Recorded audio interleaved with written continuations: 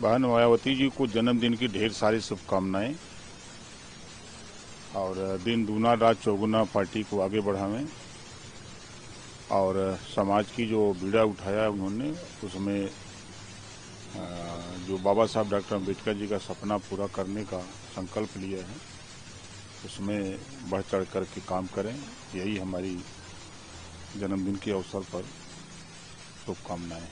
Sir, Calcutta high court में TMC की जो पिटीशन थी उसमें जो फाइल करी गई थी बीते दिनों की आईपैक में जो रेड हुई थी कि उसमें तमाम तरह की चीज़ें और हम लोग के पार्टी के कागज़ लिए गए, तो उसके ऊपर हाईकोर्ट ने उस पिटीशन को क्वैश कर दिया और कहा कि कोई भी पार्टी से रिलेटेड या टीएमसी से रिलेटेड कोई चीज़ भी ईडी ने सीज नहीं करी है।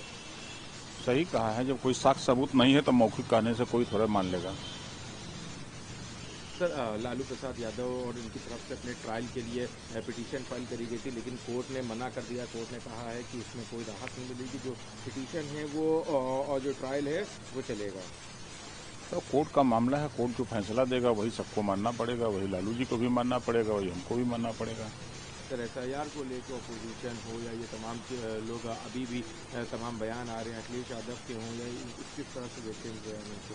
अब अखिलेश यादव जी हों चाहे राहुल गांधी हों चाहे विपक्ष का कोई नेता हो, जो एसआईआर पर अगर बयान देते हैं तो इन लोगों को स्वर्ग और नरक जाना चाहिए।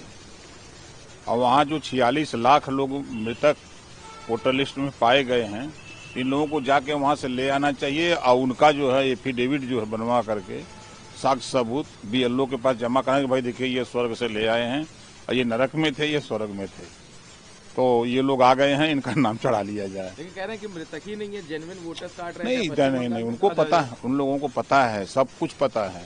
सिर्फ विरोध करने का एक नजरिया लोगों ने बांध रखा है। 2,23,00,000 लोग शिफ्टेड हैं, जो गाँव से शहर चले गए और शहर में भी हैं, गाँव में भी हैं।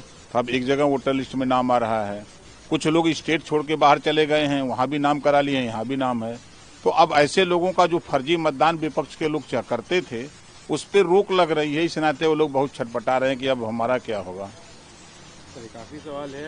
अभी जो संभल में पिछले साल घटना हुई थी उसमें सीजीएम कोर्ट ने आदेश दिया था कि सीओ अनुज चौधरी को मुकदमा होना चाहिए वहाँ, लेकिन पुलिस ने कहा कि हम जुडिशियल इंक्वायरी हो चुकी है और हम इस फैसले को अपर अदालत में चैलेंज करेंगे, क्योंकि इसमें राहत पहली पुलिस को मिल चुकी है। इसके ऊपर अखिलेश यादव कह रहे हैं कि आप यूपी पुलिस कोर्ट के ऊपर भी केस करेगी। नहीं, कोर्ट के ऊपर केस नहीं कर रही है। अदालत का जो निचली अदालत का फैसला है, उस अदालत के फैसले को ऊपरी अदालत में जाकर के वो अपील करेंगे राहत के लिए। अब उनका देखने का नजरिया अलग है और जो पीड़ित है उसका देखने का नजरिया अलग है। न्यायालय का जो नियम है, सिस्टम है, उसमें काम कर रहे हैं। काफ़ी सवाल है। आज महाराष्ट्र में बीएमसी चुनाव का आज मतदान है, किस तरह से चुनाव को देखते हैं, क्या अपील करेंगे चुनाव को? अब वहाँ के मतदाता मालिक हैं, वो जिसको चुनेंगे उसको चुनेंगे। और उनसे अपील है कि अब भारी से भारी संख्या में लोग अपने मताधिकार का प्रयोग करें। यही हमारी उनकी हार्दिक शुभकामना है और अपील भी यही है कि वो ज़्यादा से ज़्यादा लोग वोट करें। सर, उत्तराखंड में जो घाट हैं उस पर गैर हिंदुओं के जाने पे पाबंदी लगी है। कहा गया है कि आस्था है, लोग वहाँ पे अपने अभी त्यौहार का पर्व चल रहा है उसमें आते हैं। अब त्यौहार में स्नान करने तो हर धर्म के लोग चले जाते हैं, अब कितना मोहर लगा है कि कौन किस धर्म का है।